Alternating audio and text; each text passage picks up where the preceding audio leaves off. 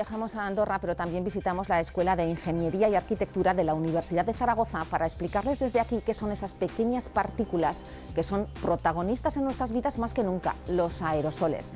Científicos de todo el mundo aseguran que son la principal vía de contagio del coronavirus, sobre todo en espacios cerrados. Y para rebajar ese peligro es muy importante ventilar, pero ventilar bien. Aquí, ingenieros y arquitectos trabajan en una aplicación en la que, además de medir el nivel de CO2 en una clase, por ejemplo, con un aparato como este, proponen que podamos ver desde cualquier lugar qué edificios son seguros y así tomar decisiones. Proponen con esta aplicación que podamos investigar el comportamiento de edificios enteros para que, cuando pase esta crisis, mejoren su eficiencia y también la calidad del aire que respiramos. Ha llegado la hora de decir la verdad. Hasta hace poco esto era lo que pensábamos al oír hablar de aerosoles. El verano llega, el pasado. Hoy, los que expulsamos las personas son noticia. Mantener el aire limpio para evitar el contagio por aerosoles. El objetivo es evitar la expulsión de aerosoles que se queden en el aire. Transmisión de aerosoles. Así se comporta el contagio de coronavirus por aerosoles. Son minúsculas. En ellos puede transmitirse el coronavirus y para evitar el contagio por esta vía, un solo gesto puede ayudar. Un hombre solo, una mujer, así tomados de uno en uno son. Ventanas y puertas ya se han convertido en protagonistas de la pandemia para que el virus salga de nuestras estancias. Abrirás la puerta y no será él, cerrarás los ojos y estará ella. Los aviones vuelan a ras de tierra, pero no vas a poder olvidarme tan fácilmente. Estas partículas líquidas y sólidas que se suspenden en el aire llevan siendo noticia casi un año. Los aerosoles están en boca de todos.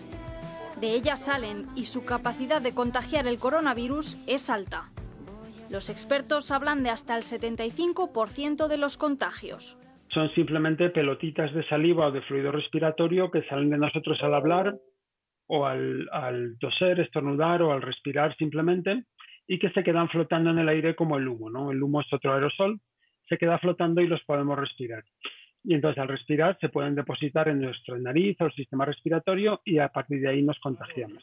Este zaragozano experto en aerosoles, junto a 239 compañeros científicos, insistió a la Organización Mundial de la Salud para que consideraran estas partículas como una vía principal de contagio. El 28 de marzo, la OMS todavía aseguraba que era un bulo. En noviembre admitió que ventilar podía ayudar a reducir los contagios. En un sitio mal ventilado, estos aerosoles pues pueden estar a lo mejor 1 o 2 horas, porque el virus ya va perdiendo infectividad en el aire y también se va depositando poco a poco, aunque no caen deprisa como las gotas, sí que caen lentamente en unas horas. Si un grupo de 6 personas, una de ellas con COVID, está manteniendo una conversación sin distancia y sin mascarilla, el contagio puede darse en cuestión de minutos. Aun estando lejos, la infección se puede producir en menos de 2 horas. Los aerosoles funcionan como el humo del tabaco en una habitación sin ventilar. Aunque estemos lejos del fumador, el humo se acumula en la sala y lo respiramos. Gritar o cantar tampoco ayuda. El número de aerosoles que expulsamos es 50 veces mayor. Llevar la mascarilla bien ajustada y ventilar reduce el riesgo de contagio de 4 de esas personas a 1. Medir la cantidad de aerosoles en el aire no es fácil, pero hay otro parámetro que sí puede tenerse en cuenta para saber si el virus podría estar en el aire. Por suerte hay algo que es la medida de CO2, que es un buen indicador de la cantidad de aire que está respirado por estas personas y que está en el ambiente. Las recomendaciones y las que estamos dando desde el grupo en el que participamos es limitar a 700 partes por millón. Eso quiere decir que menos del 1% del aire de la habitación ha sido respirado antes. La única forma de saber si estamos ventilando bien es medirlo, y para eso se puede utilizar el analizador de CO2, que es un medio muy efectivo y de bajo coste para hacerlo. Y es la manera de ventilar lo suficiente, pero no más de lo necesario. Yo solo pido pausa y tú me das ojos de huracán. Antes de la pandemia, la Escuela de Ingeniería y Arquitectura de la Universidad de Zaragoza ya trabajaba en una aplicación para medir y controlar el nivel de CO2 en sus aulas. El coronavirus ha hecho acelerar este proyecto, que llega con 3 objetivos.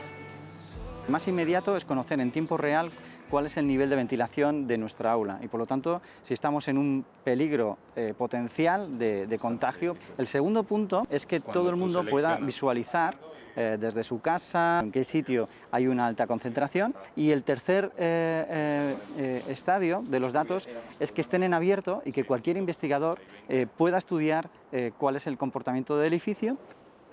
Para conseguir estos datos, los medidores de CO2 entran en juego.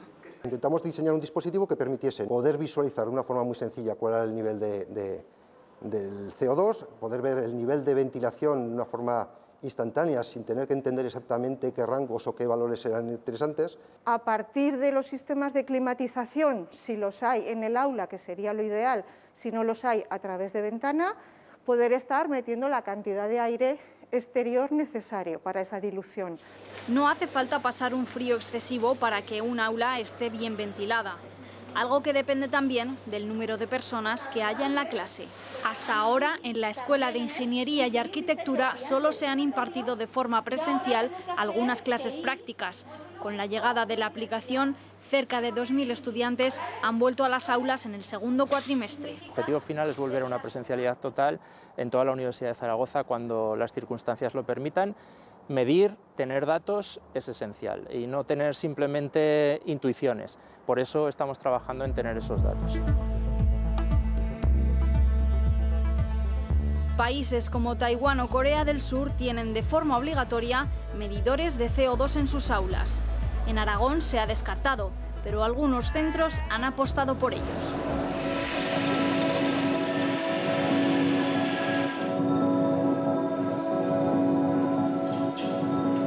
En principio valoramos la posibilidad de poner filtros EPA, valoramos la posibilidad de comprar medidores de CO2, pero si queríamos llegar a todos los aulas del centro, pues las cifras que manejábamos no eran viables. Somos un instituto pequeño y no podemos afrontar esos gastos. Entonces decidimos, con la financiación del APA, pues comprar los componentes. Tenemos un ciclo de automatización y robótica industrial que teníamos la tecnología, o sea, teníamos el conocimiento para poder diseñarlos, para poder montarlos, y decidimos pues apostar por comprar los componentes y montarlos nosotros. Básicamente los componentes que tiene son un sensor, lo más importante, el elemento más importante, el sensor de CO2. Tenemos unas tiras de NeoPixel que se pueden poner, lo interesante de estos LEDs es que se pueden poner de cualquier color. Luego, para darle una envoltura y hacerle un poco de gracia, pues con las impresoras 3D pues, hemos fabricado esta carcasa y la cresta, que es el sello del gallico. En total, con la carcasa y con todo, estaremos alrededor de unos 50 euros. Ahora, gracias a los gallicos, pues tenemos una rutina de ventilación, pues desde luego, a demanda. Cuando el gallico cambia de color, dependiendo si es amarillo, pues hace una pequeña ventilación, y si es rojo, pues se ventila completamente.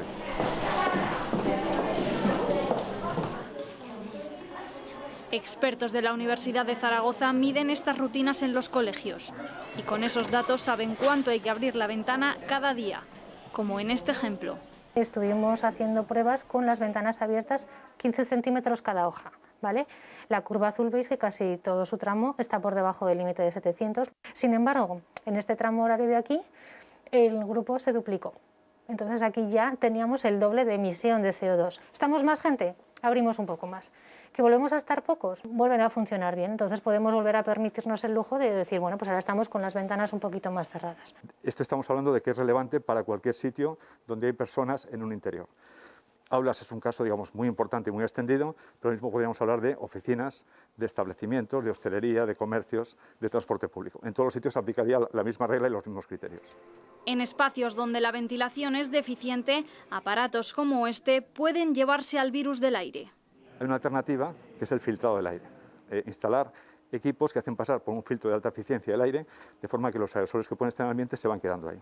Su uso es muy limitado porque el coste es muy alto. Entonces lo que estamos viendo, alternativas para desarrollar sistemas que realicen la misma función pero con un coste más bajo. Construir un purificador es sencillo, es cuestión de un elemento que mueva el aire, que es el ventilador, y un elemento que lo filtre y que retenga las partículas, que es un filtro. Es una forma barata de poder limpiar tanto partículas como aerosoles potencialmente peligrosos.